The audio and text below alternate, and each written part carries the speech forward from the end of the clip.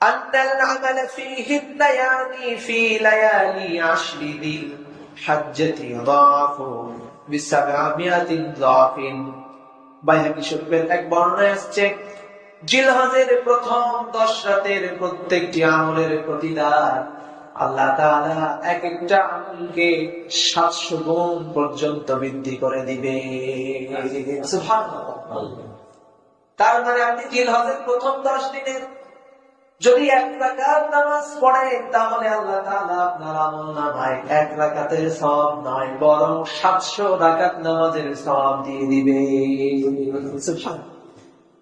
1 টাকা যদি দান করেন, 700 টাকা দানের সওয়াব। জিলহজের প্রথম 10 দিনের যতগুলো আমল আপনি করবেন, প্রত্যেকটা আমলকে আল্লাহ তাআলা 700 গুণ পর্যন্ত বৃদ্ধি করে দিবে।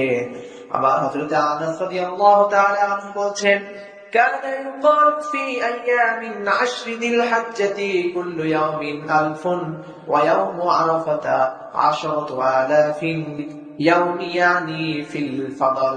হযরত আনাস রাদিয়াল্লাহু তাআলা আনহু বলেন, জিলহজের প্রথম 10 দিনের প্রতিটি দিন এক একটা দিন 1000 দিনের সমান। সুবহানাল্লাহ। এক দিন 1000 সমান।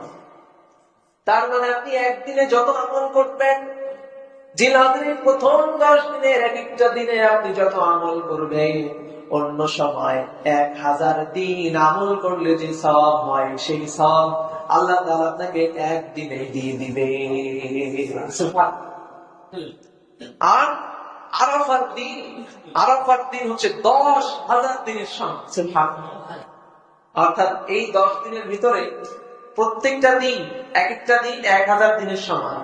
আর যেটা হবে আরাফার দিন, আরাফা সম্পর্কে একটু বিস্তারিত বলতে হবে। আরাফার দিন কোনটা, এটা নিয়ে কিছু মতভেদ আছে, শেষের দিকে ইনশাআল্লাহ আলোচনা করব। আরাফার দিন হচ্ছে 10,000 দিনের সমান। সুবহানাল্লাহ।